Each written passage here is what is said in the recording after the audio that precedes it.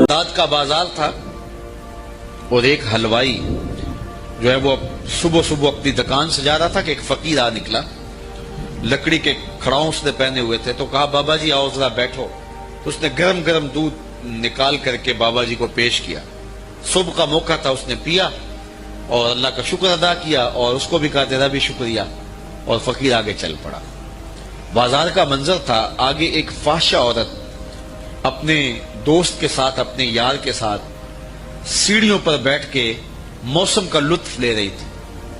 یہ آج کل جس طرح ہلکی ہلکی بوندا باندی ہو تو جی چاہتا نا کہ باہر آئیں اور منظر دیکھیں، تو ساون کی رت لگی ہوئی تھی، ہلکی ہلکی بوندا باندی تھی، تو سیڑھیوں پہ بیٹھ کے وہ موسم کا لطف لے رہے تھے کہ یہ فقیر اپنی موج میں بازار سے گزرا. تو لکڑی کے کھڑاؤں تھے، کیچڑ اڑ کے کبھی دائیں گرتا تھا کبھی بائیں، اٹھا اور آ کے فقیر کے منہ پہ تپڑ مارا. فقیر بنے پھرتے ہو، چلنے کی تمیز بھی نہیں ہے، قیمتی لباس آیا کر دیا. فقیر نے آسمان کی طرف دیکھا اور ہنس کے کہا مالک تو بھی بڑا بے نیاز ہے، کہیں سے دودھ پلواتا ہے کہیں سے تپڑ مرواتا ہے. حضرت داتا گنج بخش علی حجویری کشف الماجوب میں لکھتے ہیں فقیر اتنی دیر تک فقیر نہیں بنتا جب تک خدا کی رضا پہ راضی نہیں ہو جاتا. بلیا لوکی تینوں کافر کافر آکھن تو آہو آہو آکھ، جب تک یہ کیفیت نہیں ہو جاتی فقیر فقیر نہیں بنتا. کہا مالک تیری بھی عجیب شان ہے، کہیں سے دودھ پلواتا ہے کہیں سے تھپڑ مرواتا ہے. یہ کہہ کے فقیر آگے چل پڑا.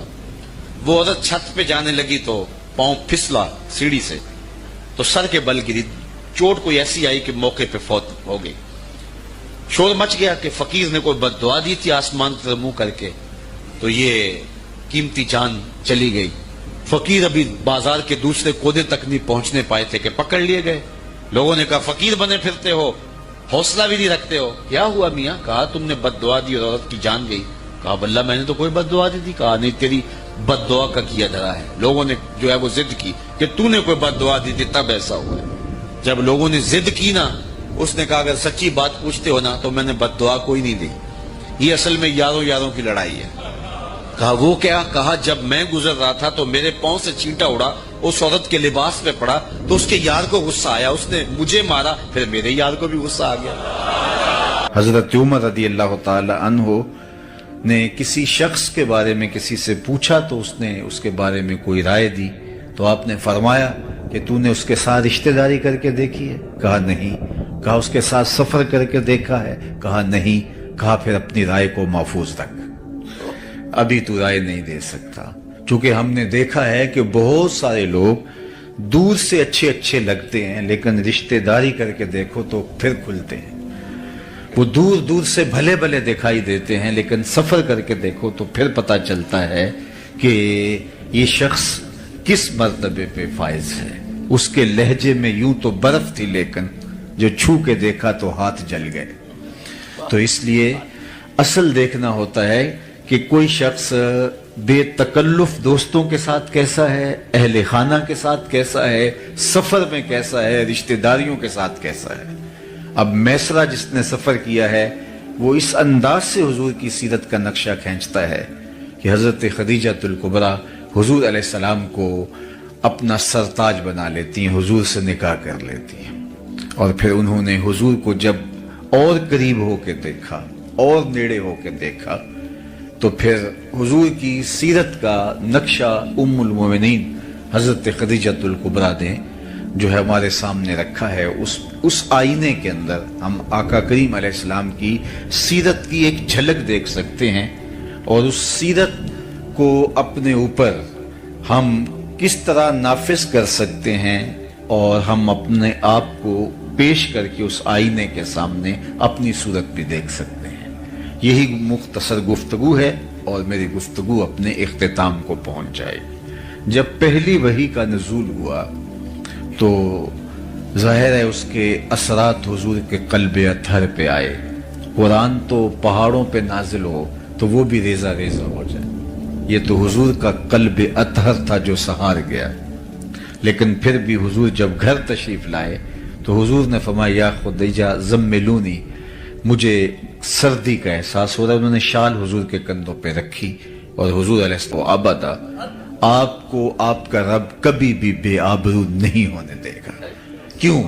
اب یہ برجستہ حضور کی سیرت کے عناوین سامنے رکھتی ہیں، اور جب کسی شخص کے بارے میں رائے پوچھی جائے تو انسان اس کے بہت قریب بھی ہو تو اس کی وہی خوبیاں بیان کرتا ہے جو اس نے بکثرت دیکھی ہو، ورنہ کسی کے بارے میں رائے پوچھی جائے تو وہ 2 لمحوں کے لیے سوچتا ہے، غور و تأمل کرتا ہے اور پھر کوئی رائے قائم کرتا ہے، لیکن جو خوبیاں تسلسل کے ساتھ نظر سے گزرتی رہیں تو وہ انسان بلا تأمل بغیر کسی تردد کے بیان کر دیتا ہے۔ جب آقا کریم نے کہا کہ مجھے اپنی جان کا اندیشہ ہے تو ام المومنین نے کہا آپ پریشان نہ ہو، کلا واللہ ما یخزیک اللہ ابدا انک لتصل الرحم وتحمل الکلا وتکسب المعدوم وتقری الضیف وتعین علی نوائب الحق، اور ایک روایت میں وتصدق الحدیث۔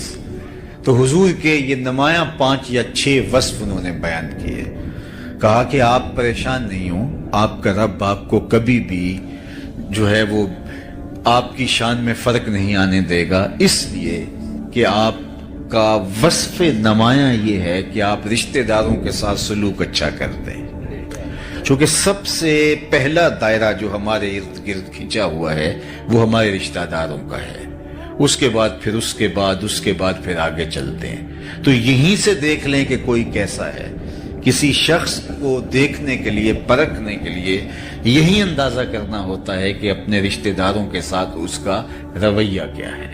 اور میرے اور آپ کے آقا و مولا حضور ختمی المرتبت صلی اللہ علیہ وآلہ وسلم نے نہ صرف رشتہ داروں کے ساتھ حسن سلوک کرنے کی لوگوں کو تلقین کی، آقا کریم کا اپنا عمل دیکھیے، رشتہ داروں نے جو کچھ کیا اور پھر میرے حضور نے اس کا جو جواب دیا اور حکم دیا، سل من قطعک وات من حرمک، جو تم سے تعلق توڑے تم اس سے تعلق جوڑو، جو تمہیں محروم رکھے تم اس کی جھولیاں بھر دو۔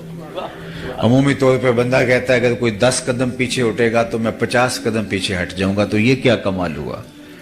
تو پھر اس سے بھی آگے گزر گیا۔ بات تو یہ ہے کہ تو کوئی 10 قدم پیچھے ہٹے گا تو میں اسے ہٹنے نہیں دوں گا، تجھے بھی جیت لوں گا ایک دن محبت کے زور پہ۔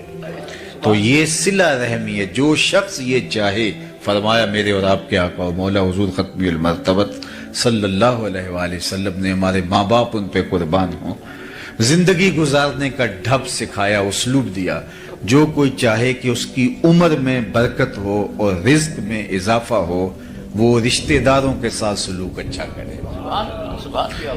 بعض اوقات رشتہ داروں کا سلوک بہت برا ہوتا ہے اور بندہ اس وقت سوچتا ہے کہ جناب میرا تو کوئی قصور نہیں ہے، ان کا رویہ ہی تلخ ہو گیا، تو میں اگر کروں گا تو مجھے اس کا جواز حاصل ہونا چاہیے۔ اچھوں کے ساتھ تو اچھائی کرنا کمال نہیں ہے، بروں کے ساتھ اچھائی کرنا کمال ہے۔ اور صوفیاء نے تو زندگی بھر درس ہی یہی دیا۔ ایک بزرگ وضو کر رہے تھے دریا کنارے، تو ایک بچھو پانی میں ڈوبتا تیرتا ایک لکڑی کے سہارے کبھی گر جاتا، لہروں کی زد میں آتا، تو ان کے دل میں ترس جاگا، تو آگے بڑھ کے اس کو نکالنا چاہا تو اس نے ہاتھ پہ ڈنگ مار دیا، تو درد ہوا تو ہاتھ جھٹک دیا تو وہ گر گیا، تو پھر ڈوبنے لگا تو پھر نکالا، پھر تیسری مرتبہ، 6-7 مرتبہ جب ایسا ہوا تو جو وضو کے خدمت پر معمور مرید تھا پاس کھڑا تھا، حضرت اس نے 7 مرتبہ آپ کو ڈنگ مارا اور آپ اس کو بار بار نکالنا چاہتے ہیں، تو فرمانے لگے جب وہ اپنی بری عادت نہیں چھوڑتا میں اچھی خصلت کیسے چھوڑ دوں؟ ڈنگ مارنا اس کی فطرت میں لکھا ہے اور اس کو بچانا میری فطرت میں لکھا ہے، تو رشتہ دار کتنا ہی بدترین کیوں نہ ہو اس کے ساتھ اس نے سلوک کر کے مصطفیٰ کی سیرت پہ عمل کیجئے۔ میں آپ کو بتاؤں کہ سب سے بہتر صدقہ کون سا ہے؟ مختلف اعتبارات سے صدقوں کی فضیلت ہے، لیکن ایک اعتبار صدقے کا، افضل ترین صدقے کا ایک اعتبار یہ ہے کہ جو ناراض رشتہ دار کو دیا جائے۔ جو رشتہ دار تم سے ناراض ہے، پھنس گیا، ہر وقت تمہیں گرانے کے چکر میں رہتا تھا، آج مصیبت میں آ گیا، اب اس کی آپ مدد کریں، اس کو اٹھائیں، اس کو کھڑا کریں، تو آپ کا نفس اس کی اجازت نہیں دیتا۔ لیکن اس کے باوجود بھی آپ کریں گے تو پھر آپ اپنے نفس کی مخالفت کر کے کریں گے. تو جس عمل کے اندر نفس آپ کا مخالفت کر رہا ہو تو پھر وہ آپ اللہ کی رضا کے لیے کر گزریں تو اللہ کے ہاں وہ مقبول ترین عمل ہے. تو رشتہ داروں کے ساتھ اچھا سلوک کرنا یہ حضور کا وصف نمایاں ہے. مکہ المکرمہ فتح ہوتا ہے تو جن لوگوں نے حضور علیہ السلام کو اذیتیں دی تھیں، کانٹے بکھیرے تھے، گڑھے کھودے تھے، راستے کے اندر اذیتیں کھڑی کی تھیں، اوجریاں ڈالی تھی، کیا کیا مصائب نہیں کھڑے کیے تھے، آج سب کو مکے میں داخل ہوئے ہیں تو ہمارے سر اتر جائیں گے. لیکن حضور جب تشریف لائے تو فرمایا ان سب کو بلا کے بتاؤ میں تمہارے ساتھ کیا سلوک کروں. تو انہوں نے کہا کہ آپ کریم باپ کے کریم بیٹے ہیں تو ہم آپ سے خیر کی توقع رکھتے ہیں. اور ان کا خیال یہ تھا کہ گردنیں اترنے سے بچ جائیں تو یہ بھی بڑی بات ہے، شہر بدر کر دیے جائیں اور سزا دے دی جائے لیکن جان بخشی ہو جائے. اور انہوں نے کہا کہ آپ کریم باپ کے کریم بیٹے ہیں، ہم آپ سے خیر کی توقع رکھتے ہیں. تو میرے اور آپ کے آقا و مولا نے جو جواب دیا ان کی آنکھیں کھلی کی کھلی رہ گئیں. ان کو یہ توقع نہیں تھی جو حضور علیہ السلام نے فرمایا اذهبوا انتم الطلقاء، جاؤ تم سب آزاد ہو. اور آج میں تمہیں وہی کہوں گا جو میرے بھائی یوسف نے اپنے بھائیوں سے کہا تھا، لا تثریب علیکم اليوم. اللہ اکبر. تو یہ تھا حضور کا رویہ، یہ تھا حضور کا رشتہ داروں کے ساتھ اس نے سلوک. خون کے پیاسوں کو قبائیں دی. اللہ اکبر. اور فتح مکہ کے موقع پر آپ تاریخ پڑھیں، کچھ لوگوں کے بارے میں حضور نے معافی نہیں دی. یہ وہ بدترین لوگ تھے کہ جنہوں نے بہت اذیت پہنچائی تھی. ان میں ابن خطل تھا، اس کی لونڈیاں جو ہے وہ ارنبا اور اس طرح اور کچھ لوگ تھے. ایک شاعر تھے کعب بن زہیر، تو ان کے بارے میں بھی سخت حکم دیا، من لقی منکم کعب بن زہیر فلیقتلہ. تم میں سے کسی کو بھی کعب بن زہیر ملے تو اسے چھوڑنا نہیں، اسے قتل کر دینا ہے. سخت حکم دیا حضور نے. اب ابن خطل بھی مارا گیا، کعبے کے پردے میں چھپ گیا تھا، وہاں سے نکال کر کے چاہے زمزم اور مقام ابراہیم کے درمیان اس کو کاٹا گیا اور باقی اس کی لونڈیوں کو بھی. لیکن یہ بھاگ گیا. تو اس کے بھائی نے اس کو پیغام بھیجا کہ تو حضور علیہ السلام کے غلاموں کی نظروں سے کب تک بچتا رہے گا؟ آخر کسی دن تو ان کے ہتھے چڑھے گا اور وہ تجھے چھوڑیں گی نہیں، چونکہ تیرا مشخص کر کے نام حضور نے ذکر کیا ہے. گلی گلی میری یاد بچھی ہے، پیارے رستہ دیکھ کے چل، مجھ سے اتنی وحشت ہے تو میری حدوں سے دور نکل. کدھر بھاگے گا؟ اس نے کہا کہ پھر میں کیا کروں؟ کہا کہ تو کسی طرح حضور کی خدمت میں خود حاضر ہو جا اور معافی طلب کر لے، مجھے امید ہے وہ معاف کر دیں گے. آرڈر بہت سخت ہے. اور آقا کریم علیہ السلام کی خدمت میں وہ اس طرح حاضر ہوا کہ فجر کا وقت تھا، ابھی اندھیرا چھایا ہوا تھا. حضور مسجد میں تشریف فرما تھے. اس نے چہرے پہ کپڑا لپیٹا اور آقا کریم کے قریب آ کے بیٹھ گیا. اس کا خیال یہ تھا کہ میں بات چھیڑتا ہوں، اگر کوئی راستہ ملتا ہے تو میں بتاؤں گا کہ میں کعب بن زہیر ہوں، اور اگر نہیں راستہ ملتا تو کسی پتلی گلی سے نکل جاؤں گا. اور حاضر ہو کے کہتا ہے جناب اگر ہم کعب بن زہیر کو ڈھونڈ لائیں تو آپ معاف کر دیں گے؟ تو آقا کریم نے مسکرا کے کہا کعب تو آج گیا ہے، جا میں نے معاف کر دیا. اس کو تو توقع بھی نہیں تھی. تو بولا کہ حضور جس زبان سے آپ کی ہجو کہتا رہا آج اسی زبان سے آپ کی نعت کہنا چاہتا ہوں. تو فرمایا ممبر بچھ لینے دو. لوگ بھی جمع ہو گئے اور کعب بن زہیر نے اپنا مشہور قصیدہ بانت سعاد کہا، جسے قصیدہ بردہ بھی کہا جاتا ہے. ایک تو امام بوصیری کا قصیدہ بردہ ہے، لیکن اس قصیدے کو بھی قصیدہ بردہ اس لیے کہا جاتا ہے جب انہوں نے قصیدہ مکمل کیا تو حضور نے چادر پیش کی. تو لیکن اس کا مشہور نام قصیدہ بانت سعاد ہے. تو اس نے ممبر پہ کھڑے ہو کے جو کہا ذرا سنیے. اتیت عند رسول اللہ معتذرا والعذر عند رسول اللہ مقبول. لوگوں معافی مانگنے آیا تھا، یہاں آ کے پتا چلا نبی تو ہے ہی بندہ نواز. اور آگے کیا کہتا ہے؟ ان الرسول لنور یستضاء بہ مہند سیف من سیوف الہند مسلول. بے شک بغیر کسی شبے کے اللہ کا نبی نور ہے، ایسا نور جس سے زمانہ چمک رہا ہے.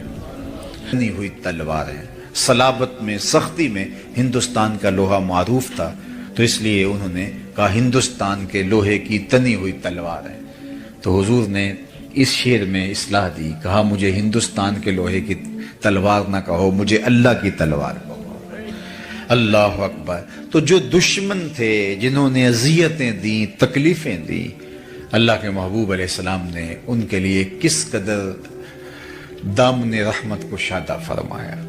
और रिश्तेदारों के साथ जो हुजूर ने सलूक किया, जिस तरह माफ़ी का आम ऐलान किया, खून के प्यासों को क़बाएँ दी, ये हुजूर का ही तरीक़ है। तो मैं और आप अपने अंदर उतर के देखें, हम उस नबी के मानने वाले छोटी छोटी बात पर इख्तिलाफ की, अना की दीवारें खड़ी कर लेते हैं और फिर अपनी नस्लों को भी उन दीवारों के आगे, उन दीवारों के अतराफ में खड़ा करके हमेशा के लिए रास्ता बंद कर देते हैं। जो खून के प्यासे थे, जो चरागे हयात बुझा देना चाहते थे, जब नबी अलैहिस्सलाम गालिब आए तो हुजूर ने उनको भी माफ़ कर दिया और बगैर किसी शर्त के माफ़ कर दिया।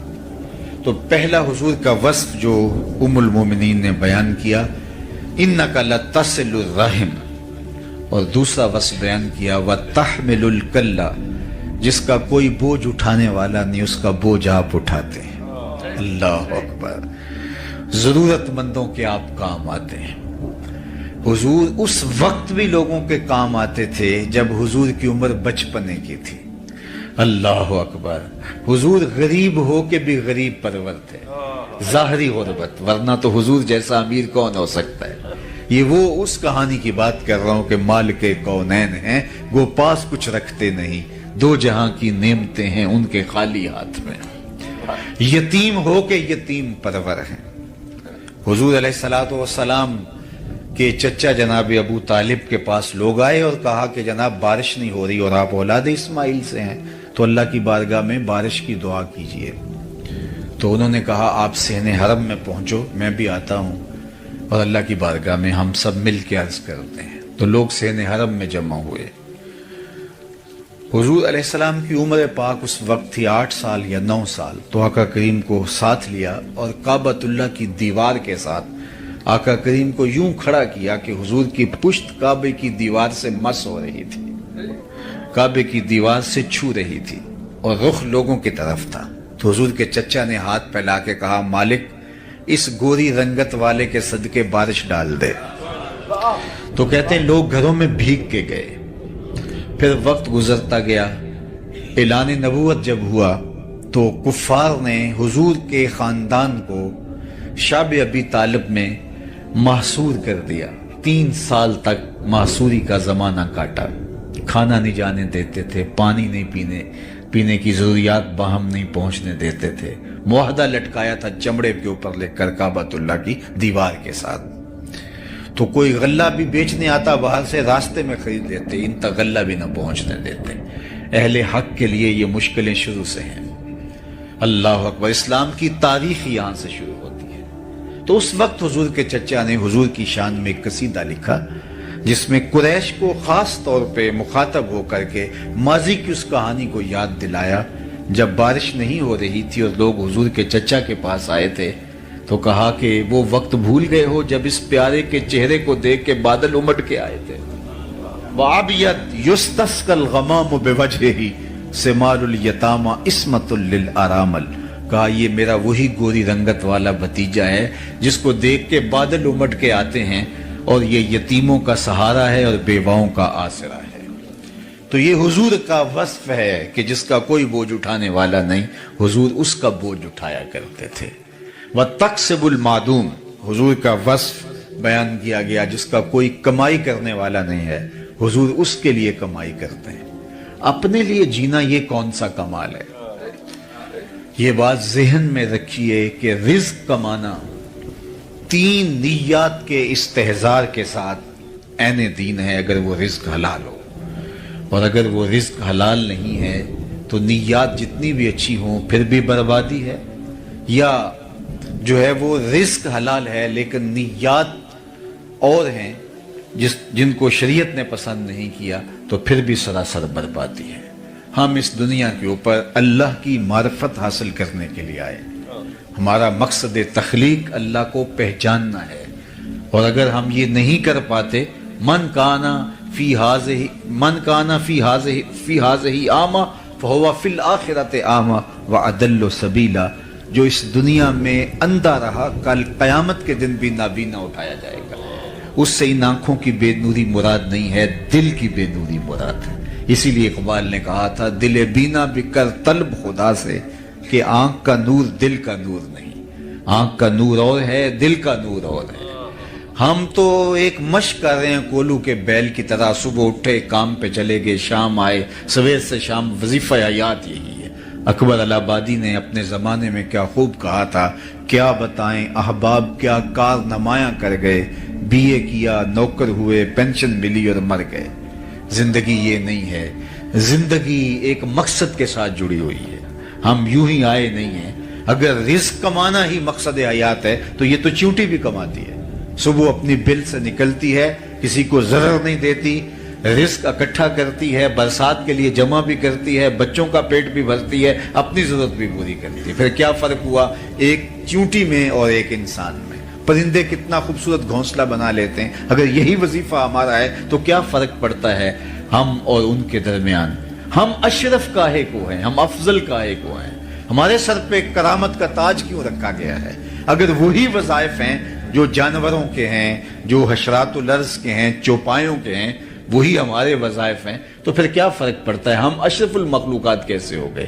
تو ہمارا کوئی اور وظیفہ ہے جسے ہم پہچاننا چاہیے. ہم اپنے لیے نہیں، اوروں کے لیے جیتے ہیں.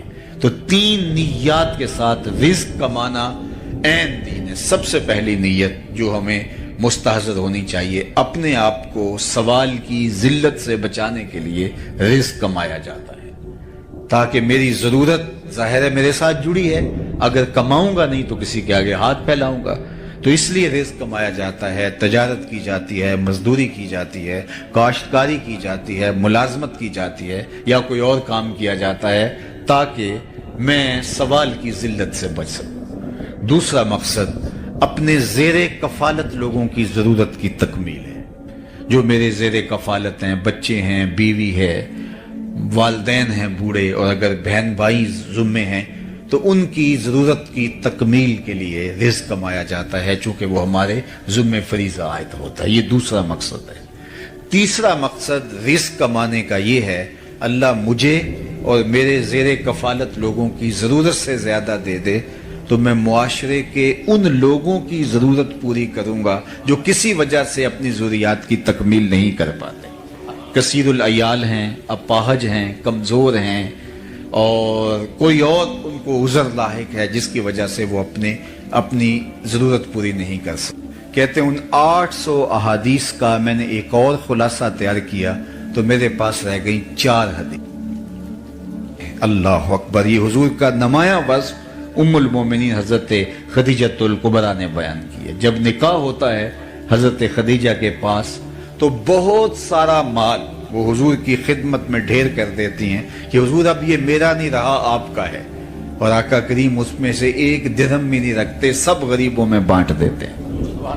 اللہ اکبر.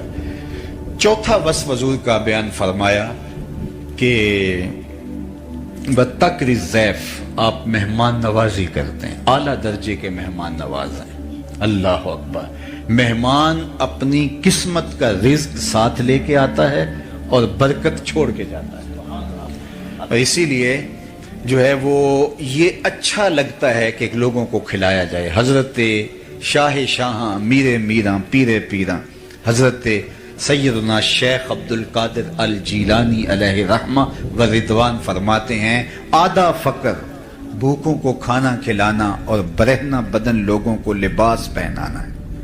باقی جتنے بھی ریاستیں، عبادتیں، دیگر اعمال وہ آدھے میں آتے ہیں. تو اسی لیے وہ یہ پنجابی کا کلام پڑھ رہے تھے تو مجھے حوصلہ ہو گیا میں بھی کوئی پنجابی کا شعر پڑھ لوں. تو اس پر ہمارے پنجابی شاعر بابا بلے شاہ نے کہا تھا، اٹ کھڑک کے دکڑ وجے تتا ہوئے چولہا. وہ کھانے پہ لوگوں کو بانٹنے میں مہمان نوازی کے حوالے سے انہوں نے قلم توڑ دیا. اٹ کھڑک کے دکڑ وجے تتا ہوئے چولہا، आण फकीर खाखा जामन राजी होवे बुल्ला। तो फकीर को अच्छा लगता है कि उसका लंगर चलता रहे और लोग आते रहें और खाते रहें। तो कहा व तकरी ज़ैफ, और हुजूर का एक वस्फ बयान किया उम्मुल मोमिनीन ने, व तस्दुकुल हदीस, आप हमेशा सच बोलते हैं। और आपको अर्ज करूं, ये आप सब जानते हैं कि अभी हुजूर ने नबूवत का ऐलान भी नहीं किया, सादिक और अमीन पहले कहलाए। ये किरदार है। मैं यहाँ आपसे